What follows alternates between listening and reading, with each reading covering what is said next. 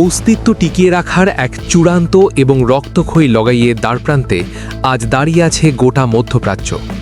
আপনারা জানেন, ভূরাজনৈতিক উত্তেজনা এখন এমন এক বিস্ফোরক পর্যায়ে পৌঁছেছে যে কোনো মুহূর্তে বেজে উঠতে পারে সর্বাত্মক তৃতীয় বিশ্বযুদ্ধের দামামা।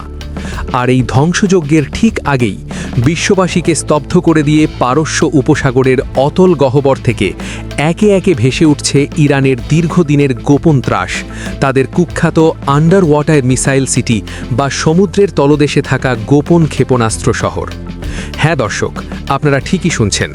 ইসরায়েল এবং যুক্তরাষ্ট্রের সম্ভাব্য যৌথ সামরিক হামলার এক চরম ও পাল্টা জবাব দিতে তেহরান এবার তাদের এই ভয়ঙ্কর মিসাইল সিটিকে সমুদ্রের অন্ধকার তলদেশ থেকে একেবারে সারফেসে বা প্রকাশ্যে নিয়ে আসার সিদ্ধান্ত নিয়েছে। মার্কিন প্রেসিডেন্ট ডোনাল্ড ট্রাম্প আজই এক অত্যন্ত কড়া ভাষায় ঘোষণা দিয়েছেন যে ইরানে এক ভয়াবহ হামলা চালানো হবে। খোদ মার্কিন প্রেসিডেন্টের দাপ্তরিক ভাষ্য অনুযায়ী এই হামলা হতে যাচ্ছে ইতিহাসের অন্যতম সেরা এবং বিধ্বংসী এক সামরিক অভিযান। আর ঠিক তার এই চরম হুঁশিয়ারির পরপরই আন্তর্জাতিক সামরিক বিশ্লেষকদের নজরে এসেছে ইরানের এই সমুদ্র তলদেশের মিসাইল সিটি প্রকাশ্যে আসার চাঞ্চল্যকর খবরটি। আন্তর্জাতিক সামরিক বিশেষজ্ঞরা একটি বিষয়ে আজ সম্পূর্ণ একমত যে ইরান যদি দেয়ালে পিঠ ঠেকে যাওয়ার পর তাদের শেষ আঘাত হানার সিদ্ধান্ত নেয়, তবে এই যুদ্ধের স্থায়িত্ব কয়েক মাস বা বছর হবে না, বরং পরবর্তী যুদ্ধটি শেষ হতে সময় লাগবে মাত্র কয়েক ঘন্টা। এর কারণ লুকিয়ে আছে ইরানের এই আন্ডারগ্রাউন্ড এবং আন্ডার ওয়াটার মিসাইল সিটিগুলোর অবিশ্বাস্য ও ধ্বংসাত্মক সক্ষমতার ভেতরে। এই ধরনের অত্যাধুনিক সামরিক প্ল্যাটফর্ম ব্যবহার করে ইরান যুদ্ধের শুরুতেই এমন এক নজিরবিহীন ও ব্যাপক মিসাইল হামলা চালাতে সক্ষম, যা এর আগে আধুনিক সমরাস্ত্রের ইতিহাস কখনো দেখেনি। কৌশলটি অত্যন্ত সুনির্দিষ্ট এবং ভয়ঙ্কর। ইরান তাদের প্রথম ধাক্কাতেই হাজার হাজার মিসাইলের স্যাচুরেশন অ্যাটাক বা বৃষ্টির মতো হামলা চালাবে। অন্যদিকে ইসরায়েল তাদের অত্যাধুনিক এয়ার ডিফেন্স সিস্টেম দিয়ে সেগুলো প্রতিহত করতে গিয়ে নিজেদের ইন্টারসেপ্টর মিসাইলের স্টক যখনই শূন্যের কোঠায় নামিয়ে আনবে, ঠিক তখনই তেহরান তাদের চূড়ান্ত এবং সবচেয়ে প্রাণঘাতী আঘাতটি হানবে। একটু কল্পনা করুন দর্শক, পারস্য উপসাগরের বিস্তীর্ণ জলরাশির নিচে অত্যন্ত গোপনে ছড়িয়ে ছিটিয়ে আছে ইরানের এমন শতাধিক মিসাইল সিটি বা সাবমেরিন টানেল। কি মজুদ আছে এই সুড়ঙ্গগুলোতে? গোয়েন্দা তথ্য বলছে এখানে প্রস্তুত রাখা হয়েছে 2000 কেজি পর্যন্ত ধ্বংসাত্মক ওয়ারহেড বহনকারী সেজিল এবং খাইবার শেকানের মতো ভয়ঙ্কর সব ব্যালিস্টিক মিসাইল, যা নিমিষেই ধুলোয় মিশিয়ে দিতে পারে যে কোনো সামরিক ঘাঁটিকে। এর পাশাপাশি মজুদ রয়েছে 1650 কিলোমিটার পাল্লার পাবেহ ক্রুজ মিসাইল এবং রাডার ফাঁকি দিয়ে সুইসাইড হামলা চালাতে সক্ষম অজস্র স্বচালিত স্পিডবোট। এই মিসাইল সিটিগুলোর কার্যকারিতা শুনলে যে কারোরই মেরুদণ্ড দিয়ে ঠান্ডা স্রোত বয়ে যেতে বাধ্য। সামরিক পরিসংখ্যান বলছে মাত্র 5 মিনিটেরও কম সময়ে একটি মাত্র গোপন ঘাঁটি থেকেই 300রও বেশি ক্ষেপণাস্ত্র ছোড়া সম্ভব। এর মানে হলো একটি মাঝারি মানের মিসাইল সিটি থেকে মাত্র 10 মিনিটে 350 থেকে 400টি মিসাইল ধেয়ে আসবে ইসরায়েলের থেকে। এর মধ্যে 65% হবে হাই স্পিড ব্যালিস্টিক মিসাইল এবং বাকি 35% হবে রাডার ফাঁকি দিয়ে নিচ দিয়ে উড়ে আসা ক্রুজ মিসাইল।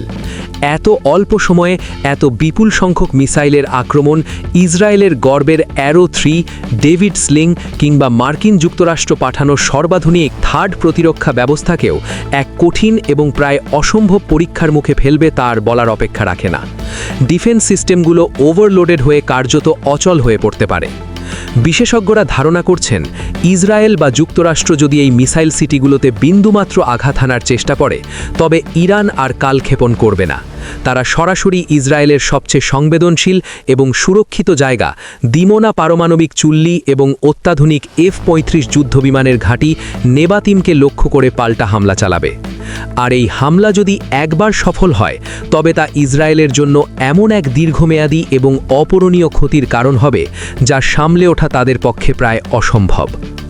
ইরানের নৌবাহিনীর এই সমুদ্রতলের মিসাইল ঘাঁটিগুলোর রক্ষণাবেক্ষণ এবং প্রয়োজনে বিদ্যুৎ গতিতে জবাব দেওয়ার কৌশল সত্যি চমকে দেওয়ার মতো।